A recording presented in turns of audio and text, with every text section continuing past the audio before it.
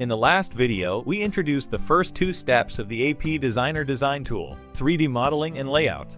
In this video, we will continue to introduce the steps for designing BOM, electricity bill, and report. First, after completing the layout, we move on to the design part. We can choose Automatic Design, select the rooftop, and click to get the recommended plan to complete the drawing design.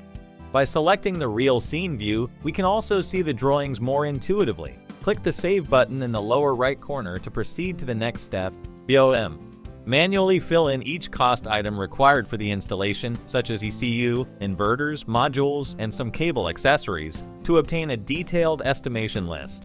After clicking the Save button in the lower right corner, we move to the next step, electricity bill. In this section, sequentially enter the purchase price, on-grid electricity price, subsidized electricity price, and other info. After clicking Save, an analysis report for the station design will be generated.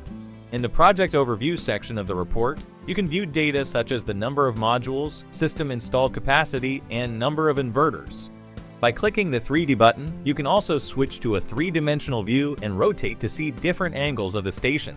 Scrolling down, you can sequentially view the system power generation forecast, revenue analysis, equipment list, accessory list, and module layout, gaining more information about the station to help installers expand their business online. Follow us to learn more about photovoltaic expertise.